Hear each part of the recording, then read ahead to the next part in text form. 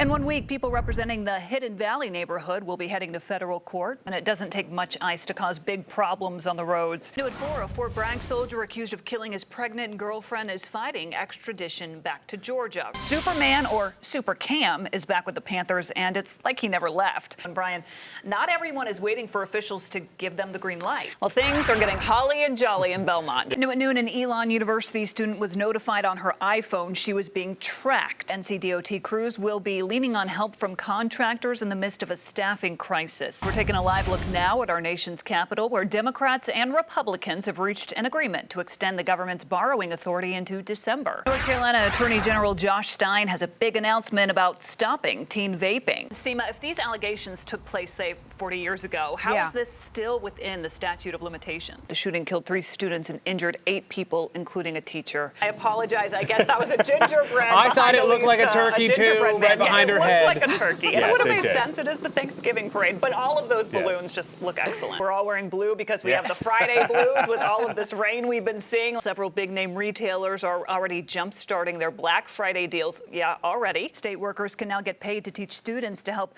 curb a massive teacher shortage. Queen City News reporter Maureen Wirtz joins us live now from Dilworth. And Maureen, neighbors say they have lost power dozens of times because of storms just like the one moving in this weekend. New at 4, players with the National Women's Soccer League are set to hit the field again. It's almost time to flip that switch in Christmastown, USA. New at 4, a group of kids in Winston-Salem accused of ramming a police vehicle with a stolen car. Giving the boys a run for their money. She sure is. Charlotte Sports Live's Carly Gebhardt introduces us to a young athlete not only making a top-tier team, but she's also the only girl to do so. Democratic city leaders are saying Charlotte will be reaping the benefits of the bipartisan infrastructure bill very soon, and they discussed the new opportunities at a press conference in Uptown today. All right, we're going to head to Washington, D.C., where the COVID-19 response team is now talking about the Omicron variant, so let's go ahead and listen in. The U.S. began restricting travel to at least 8 countries in Africa where there are confirmed cases. And thanks for joining us for Fox 46 News at noon. We'll see you back here today at 4 o'clock. Enjoy your Tuesday. I've been homeless half my life. No food, nothing but a pocket full of drugs. I've been a daily drinker since the age of 15. I've been to prison for many years. I just felt so much despair, but it wasn't enough to stop. You know, prison wasn't enough to stop. About 10 years ago, I got introduced to methamphetamine, and it took me to a very dark place. December 28th of 2018, I was involved in a drug deal that went bad. It left me on the side of Billy Graham Freeway with 15 orbital fractures in my face and 8 bullet holes in my car. That was my bottom. A rock bottom. I looked at myself and didn't like who I'd become. That completely changed his life. I had a moment with God where he gave me a choice. He said, either continue to live like this and die, or, you know, follow me. Everyone has a story. I just felt so much despair. And that moment was the start to changing his story's ending. It took this near-death experience to you know, and God stepping in. Justin spent 120 days at the Charlotte Rescue Mission in a program that brought him here. I want to be the face of recovery. I said I don't want to die. Sober for more than 3 years now. I don't ever want to go back to where I was. He owns a construction company. I truly have a calling in this world. It's this. That provides a positive environment for men also in early recovery. I only employ people in recovery. People I was an IV user for 13 years. like Federico Alire. He's been drug-free for 6 months now. It's definitely a process. I mean, I'm still afraid.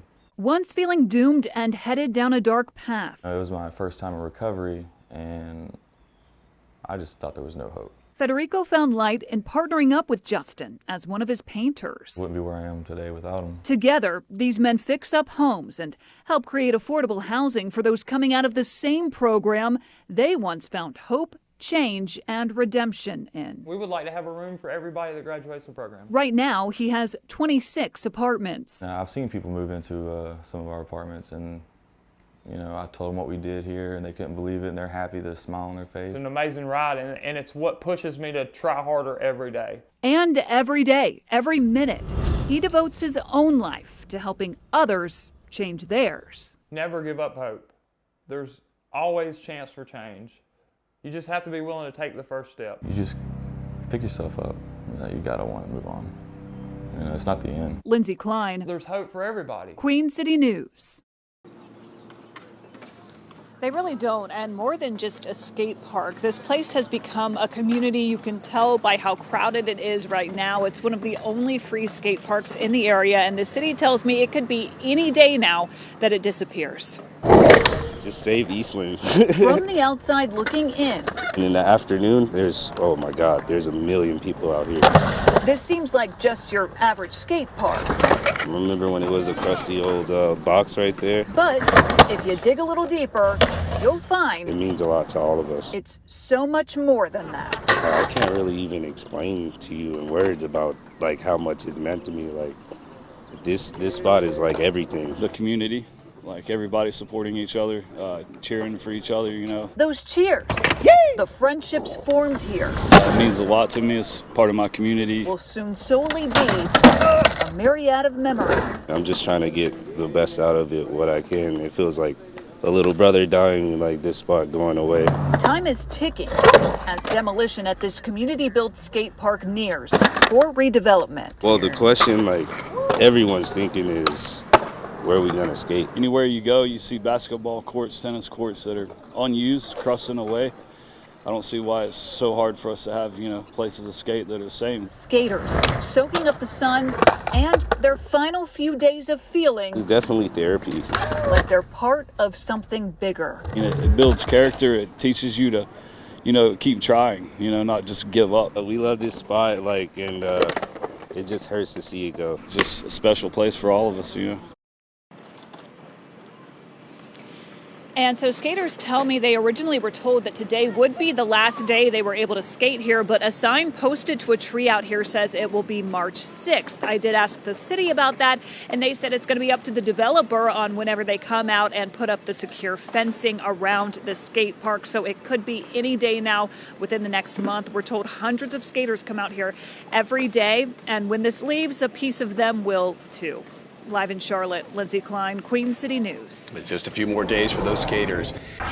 This has certainly been a very traumatic event for the students living here at Eggers Hall. Many of them are even moving out of this dorm in the wake of this incident. We spoke to the student who actually found that phone in the vent, who walked us through this terrifying ordeal. I kind of just stood there and I was just like in shock of what I just saw. I was like, no way, I just saw a camera in the vent. It was the last thing Appalachian State student Sarah Sells expected to spot I've been stressed out and I've been mad. during her morning shower. I pay to feel safe, I pay to live here.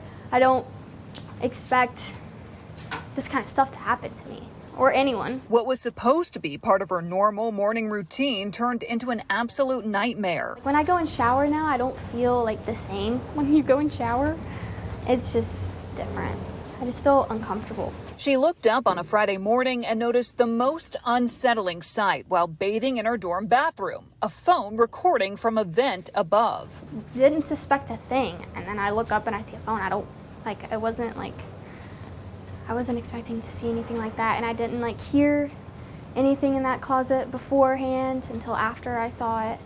And then I heard rummaging behind the wall. The phone she spotted belongs to Jerry McLamory, an App State Facilities Operations employee accused of using his mobile phone in that third-floor bathroom vent to spy on students. I definitely feel very uncomfortable, especially the fact that I don't know if I'm on there or not. It's very scary to know that if one person could do this, anybody else could do it at any time. Eggers Hall residents no longer feel safe in their own living space. They're not telling people who's on there, so I could be on there and not even know it. Opting into having an all-females dorm and then random men being there is very scary, especially now that people are recording us. As for Sarah, she hopes her dark discovery may have saved other students from the pain and fear she's now feeling. I hate that it's me, but I also I'm glad it was me because maybe some other girl wouldn't have seen it. And that student we spoke to that did find the phone says she does plan on pressing charges. Also, counseling services